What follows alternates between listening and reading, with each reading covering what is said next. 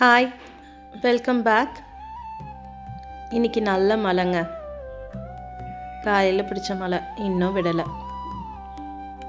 இந்த நல்ல சில்லுன்னு இருக்க கிளைமேட்டில் ஒரு கப் டீ, கொஞ்சம் ஸ்நாக்ஸ் எதாவது சாப்பிட்டா சூப்பராக இருக்கும்ல.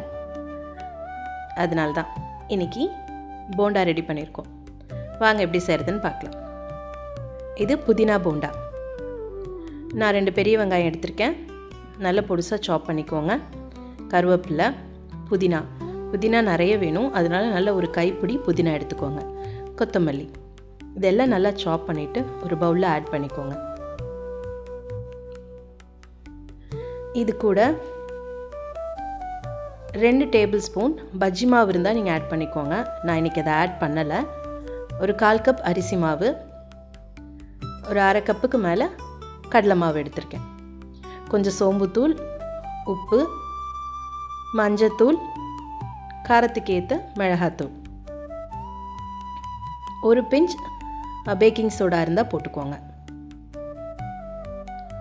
கொஞ்சம் தண்ணி விட்டு பேட்டர் ரொம்ப டைட்டாக இல்லாமல் கொஞ்சம் லூஸாக இருக்க மாதிரி பிசைஞ்சு எடுத்துக்கோங்க. அவ்வளோதான். போண்டா ரொம்ப பெரிய சைஸ் இல்லாமல் ஓரளவு மீடியமாக சின்னதாக போட்டு பொரிச்சு எடுத்துருங்க. மழை காலம் வந்தாலே போதுங்க, அம்மா போண்டா போட்டு தரியா, பச்சி போட்டு தரியா அப்படின்னு கேட்குறதுக்கு வீட்டில் குட்டீஸ் இருக்காங்க. ஸோ அவங்களுக்காக தான் சட்டுன்னு ரெடி பண்ணிடலாம் இந்த போண்டாவை. அவ்வளோதான், நம்ம போண்டா ரெடி ஆயிடுச்சு. இது கூட கெச்சப் அல்லது சட்னி, தேங்காய் சட்னி அந்த மாதிரி வச்சு கொடுங்க. இந்த பக்கம் நம்மளோட டீயும் ரெடி ஆயிடுச்சு. ஒரு கப் டீ வித் போண்டா, செம்ம காம்பினேஷனுங்க. பாய்.